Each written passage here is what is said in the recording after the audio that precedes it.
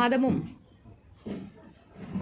மாதத்தினுடைய கடைசி ஞாயிற்றுக்கிழமை அன்று மன் கி பாத் என்கின்ற மனதின் குரல் நிகழ்ச்சி பாரத பிரதமர் மோடி அவர்கள் அதில் உரையாற்றுவார். இன்று 10 ஆண்டுகளை மனதின் குரல் நிகழ்ச்சி நிறைவு செய்கிறது. நாடு முழுவதும் இந்த மனதின் குரல் நிகழ்ச்சியை ஒவ்வொரு பகுதியிலே இருக்கக்கூடிய மக்கள், அது தொலைக்காட்சி வாயிலாகவும் ரேடியோ வாயிலாகவும் அலைபேசி வாயிலாகவும் கூட கோடிக்கணக்கான மக்கள் பார்க்கிறார்கள், கேட்டுக்கொண்டிருக்கிறார்கள். இந்த நிகழ்ச்சியினுடைய முக்கியத்துவம் என்பது ஏதோ ஒரு குக்கிராமத்தில் ஏதோ ஒரு மூலையில் ஒரு சாதாரண குடிமகன் செய்கின்ற ஒரு நல்ல சிறந்த செயல் என்பது உலகம் முழுவதும் சென்று சேர்கின்ற விதத்திலே அவர்களுக்கு முக்கியத்துவம் கொடுத்து நாட்டினுடைய பிரதமர் அதை பற்றி குறிப்பிட்டு உரையாற்றுகிறார். எனக்கே தனிப்பட்ட முறையிலே தெரியும், எத்தனையோ நபர்கள் செய்கின்ற மிகச்சிறந்த சேவைகள், அவர்களுடைய கண்டுபிடிப்புகள், மனித குலத்திற்கு அவர்கள் ஆற்றுகின்ற பணிகள் என்று இதுவரை நமக்கு அருகில் இருக்கின்ற மனிதர்கள் செய்கின்ற செயல் கூட அவருடைய மனதின் குரல் நிகழ்ச்சியின் வாயிலாக நாம் கேட்டறிந்திருக்கிறோம். குறிப்பாக கோவை மாவட்டத்தில் பல்வேறு நபர்களை பற்றி, நிகழ்வுகளை பற்றி எல்லாம் கூட மனதின் குரல் நிகழ்ச்சியில் பாரத பிரதமர் உரையாற்றி இருக்கிறார். அதற்கு இந்த பகுதியை சார்ந்தவர்கள் என்கின்ற முறையிலே எங்களுடைய நன்றியை அவருக்கு தெரிவிக்கிறோம். நானே பல்வேறு முறை மிகச்சிறந்த செயல்களை செய்தவர்களை பற்றியெல்லாம் பிரதமருடைய அலுவலகத்திற்கு அனுப்பியிருக்கிறேன். அதை பற்றி அவர் குறிப்பிட்டும் பேசியிருக்கிறார். இன்று மனதின் குரல் நிகழ்ச்சியோடு கூட பாரதிய ஜனதா கட்சி உறுப்பினர் சேர்க்கையினுடைய அந்த பணிகளை இன்று ஒரு சிறப்பு தினமாக எடுத்துக்கொண்டு மனதின் குரல் நிகழ்ச்சியை கேட்கின்றவர்கள், புதிதாக கட்சியில் இணைகின்றவர்களுக்கெல்லாம் சிறப்பான நிகழ்ச்சிகளை ஏற்பாடு செய்திருக்கிறார்கள். இதோ இன்று கூட கோவை தெற்கு சட்டமன்ற தொகுதியிலே ராமநாதபுரம் பகுதியில் சம்பூர்ணா அப்படிங்கிற எங்களுடைய பூத்தினுடைய தலைவர், அவருடைய வீட்டில், அவருடைய தெருவில் இருக்கின்றவர்கள் எல்லாம் இன்று மனதின் குரல் நிகழ்ச்சியும் கேட்டுவிட்டு கட்சியிலேயும் உறுப்பினராக இணைந்திருக்கிறார்கள். இவையெல்லாம் ஒரு மிகப்பெரிய ஒரு மாற்றம் தமிழகத்தில் நடந்து கொண்டிருக்கிறது என்பதற்கான அறிகுறி. ஒவ்வொரு பகுதியில் இருக்கக்கூடிய சாதாரண குடும்பத்து பெண்கள் எல்லாம் கூட இன்று பாரதிய ஜனதா கட்சிக்கு வருகிறார்கள். அவர்களுடைய வீட்டையே ஒரு அலுவலகமாக மாற்றுகிறார்கள். அவர்கள் அருகில் இருப்பவர்களை எல்லாம் அழைத்து உறுப்பினராக்குகிறார்கள் என்றால் அமைதியான ஒரு மாற்றம் தமிழகத்தில் பாரதிய ஜனதா கட்சிக்கு சாதகமாக நடந்து கொண்டே இருக்கிறது. பாரதிய ஜனதா கட்சி ஜனநாயக ரீதியான கட்சி. எங்களுடைய தேசிய தலைவர்கள் எல்லாரும் கூட ஒரு முறை அல்லது மேக்ஸிமம் 2 முறை தான் தலைவராக ஒரு பொறுப்பிலே இருக்க முடியும். எங்கள் பகுதியில் கூட ஒரு மண்டல் தலைவர் இருக்கார், 6 வருஷம்தான் அவர் தலைவராக இருக்க முடியும். அந்த மாதிரி எங்களுடைய கட்சியிலே ஒரு குறிப்பிட்ட காலம் என்பதும், கட்சியில் சாதாரணமாக உறுப்பினராக இருப்பவர்கள் கூட ஒரு உயர்ந்த பொறுப்புக்கு வர முடியும் என்பதை இன்றும் நிரூபித்துக் கொண்டிருக்கக்கூடிய ஒரு கட்சி. ஒரு சாதாரண கட்சியினுடைய உறுப்பினர் நாளை மத்திய மந்திரி ஆவதற்கும் மாநிலத்தினுடைய முதலமைச்சர் ஆவதற்கும் வாய்ப்பு இருக்கக்கூடிய ஒரு கட்சி இருக்கும் என்றால் இந்தியாவிலேயே அது பாரதிய ஜனதா கட்சி மட்டும்தான். இன்று தமிழகத்தில் பார்த்து கொண்டிருக்கிறோம். இன்று மாலை துணை முதல்வராக முதலமைச்சருடைய மகன், இப்போது விளையாட்டுத்துறை அமைச்சராக இருக்கின்ற திரு உதயநிதி ஸ்டாலின் அவர்கள் பதவியேற்க இருக்கிறார் என்கின்ற அறிவிப்பு வந்திருக்கிறது. இது கூடவே 400 நாட்களுக்கு மேலாக வெற்றிகரமாக தியாகியாக திராவிட முன்னேற்றக் கழகத்திற்கு இருந்து எப்படியெல்லாம் வேலை வாங்கி கொடுப்பதற்காக பணம் வாங்கினோம், ஆனால் அவர்கள் புகார் கொடுத்தவுடன் அந்த பணத்தை திருப்பி கொடுத்தோம் என்று கூறிய ஒரு முன்னாள் மந்திரி மீண்டும் அமைச்சராக இருக்கிறார் என்கின்ற செய்தியும் பார்க்கிறோம்.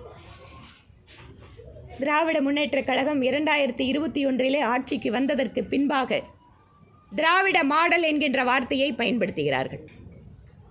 அதற்கு அவர்கள் சமூக நீதி, சமத்துவம், பெரியாரிய சிந்தனை என்று பல்வேறு டெஃபினேஷனுக்கு அது விளக்கத்தை சொல்கிறார்கள். ஆனால் திராவிட மாடல் என்றால் எங்களை பொறுத்தவரை நாங்கள் பார்ப்பது வாரிசு அரசியல், குடும்ப அரசியல், ஊழல் அரசியல், ஊழலுக்கு துணை போகின்ற அரசியல், தன்னுடைய மந்திரி சபையிலே மூன்றில் ஒரு பங்கு அமைச்சர்கள் ஊழல் குற்றச்சாட்டிற்கு ஆளானவர்களை வைத்துக்கொண்டு மாநிலத்தினுடைய முதல்வர் திரு ஸ்டாலின் அவர்கள் ஆட்சியை தருகிறேன் என்று எப்படி சொல்ல முடியும்? இன்று மாநிலத்தினுடைய ஒரு அமைச்சர் சொல்கிறார், வாரிசு இல்லாதவர்கள் வாரிசு அரசியலை பற்றி பேசுகிறார்களாம். திராவிட முன்னேற்ற கழகம் ஒரு காலத்தில் ஜனநாயக ரீதியான கட்சியாக இருந்தது. உட்கட்சி ஜனநாயகத்தை போற்றி பாதுகாக்கின்ற ஒரு இயக்கமாக அந்த கட்சி ஆரம்பிக்கப்பட்டது. எளிய மனிதர்கள் கூட அந்த கட்சியிலே ஒரு உயர்ந்த பொறுப்பிற்கு வருவதையெல்லாம் 30 ஆண்டுகளுக்கு முன்பாக சாதாரணமாக பார்க்க முடிந்தது. இன்று திராவிட முன்னேற்ற கழகத்தில் 50 ஆண்டுகளுக்கு மேலாக 60 ஆண்டுகளுக்கு மேலாக உழைத்தவர்கள் எல்லாம் எங்கோ ஒரு ஓரத்தில் இருக்கிறார்கள். ஒரு குடும்பத்தில் பிறந்த ஒரே காரணத்திற்காக அந்த குடும்பத்தினுடைய வாரிசுகள் மட்டுமே மாநிலத்தினுடைய முதலமைச்சர் பொறுப்புக்கு வந்து கொண்டிருக்கிறார்கள் என்றால் இதுதான் திராவிட மாடலா? மாநிலத்தினுடைய முதல்வர் திரு மு.க. ஸ்டாலின் அவர்கள், அவரும் ஒரு துணை முதல்வராக இருந்து வந்தவர்தான். முன்னாள் முதல்வர் கலைஞர் கருணாநிதி ஐயா அவர்கள் தன்னுடைய வயது மூப்பின் காரணமாக தன்னுடைய உடல்நிலையை கருத்தில் கொண்டு இன்றைய முதலமைச்சரை அன்று துணை முதல்வராக்கினார். ஆனால் இன்று துணை முதல்வருக்கான அவசியம் ஏன் வந்திருக்கிறது? மாநிலத்தினுடைய முதல்வர் இதற்கென காரணத்தை சொல்ல வேண்டும். எதற்காக இந்த புதிய பொறுப்பு உங்களுடைய அமைச்சருக்கு, உங்களுடைய மகனுக்கு? மகன் என்கின்ற ஒரு காரணத்தை தவிர துணை முதல்வராக்குவதற்கு உதயநிதி ஸ்டாலின் அவர்களுக்கு வேறு ஏதேனும் தகுதிகள் உண்டா? சட்டப்பேரவையிலே நானும் ஒரு உறுப்பினர் பார்த்து கொண்டிருக்கிறேன். ஒரு இளைஞருக்கு வாய்ப்பு தர வேண்டும் என்றால் உங்கள் கட்சியிலேயே, ஏன் திரு அன்பில் மகேஷ் இருக்காரு, நம்ம சின்சியராக இப்போ அசம்பிளியில் உட்காந்து கரெக்டாக பதில் சொல்லிட்டு இருக்கார்.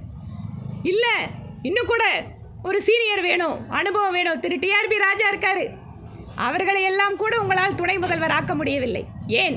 எல்லாவற்றிற்கும் மேலாக தமிழகத்திலே பட்டியலினத்தை சார்ந்த மக்கள், இத்தனை கோடி மக்கள் இருக்கிறார்களே, உங்களுடைய திராவிட மாடல் ஆட்சியிலே ஒரு பட்டியலினத்தை சார்ந்தவருக்கு துணை முதல்வர் பதவியை கொடுக்க மறுப்பது ஏன்?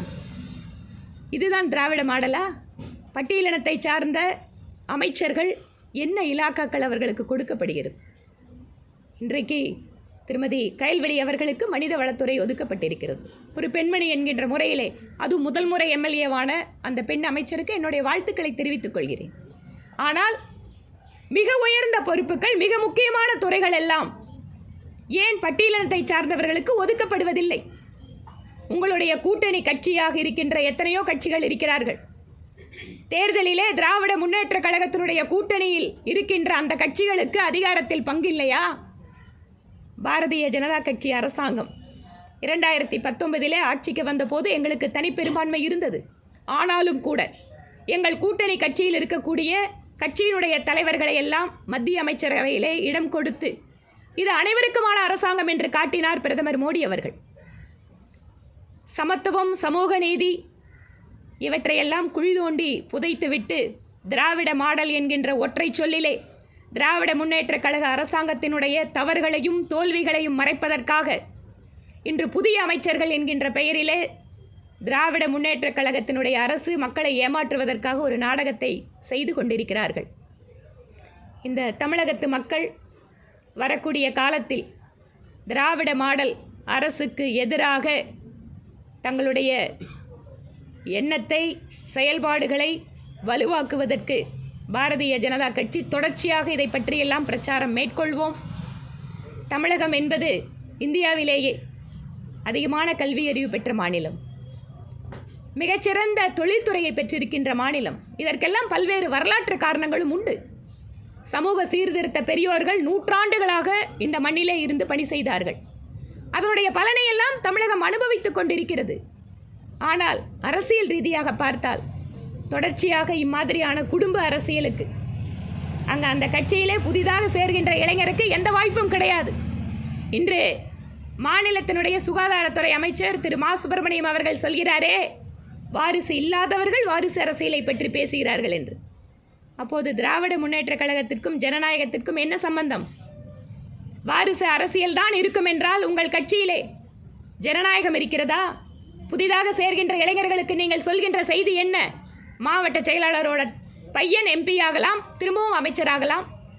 மாநிலத்திலே ஒரு முதல் குடும்பத்தை சார்ந்தவர்கள் முக்கியமான பொறுப்பிற்கு வரலாம்.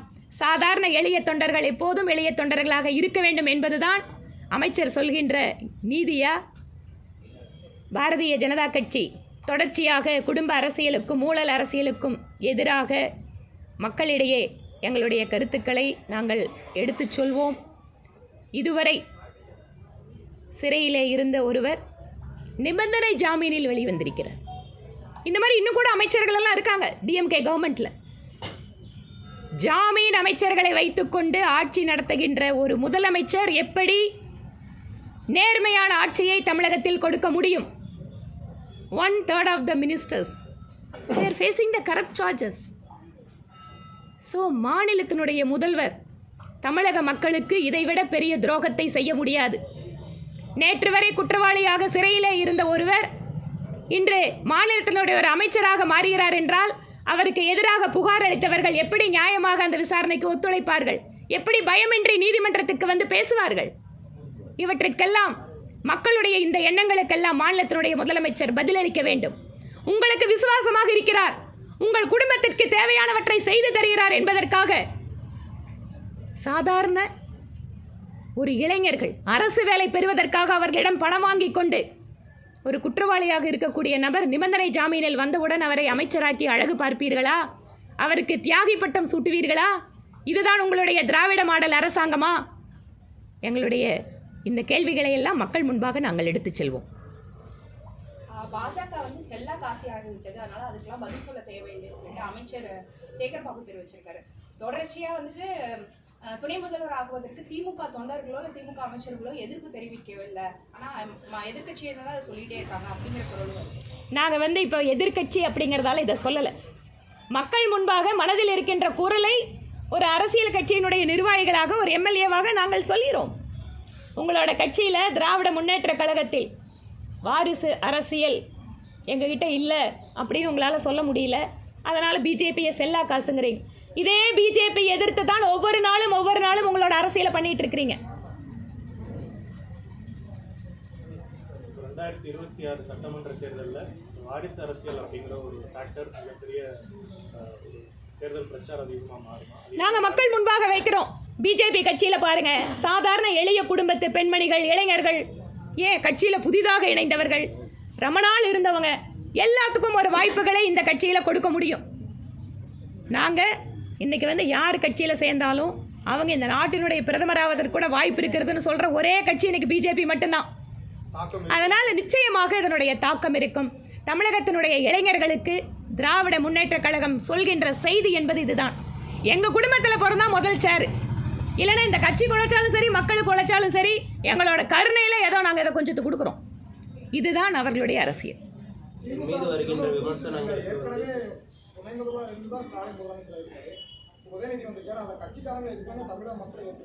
கட்சிக்காரங்க ஏற்றிருக்காங்க, தமிழக மக்கள் ஏற்றிருக்காங்கன்னு எப்படி சொல்ல முடியும்? Correct. I am not denying his prerogative in appointing his ministerial colleagues. I am not disputing that. But நாங்கள் மாறலாம் ஒரு கொஸ்டின் உங்கள் முன்னால் வைக்கிறோம்.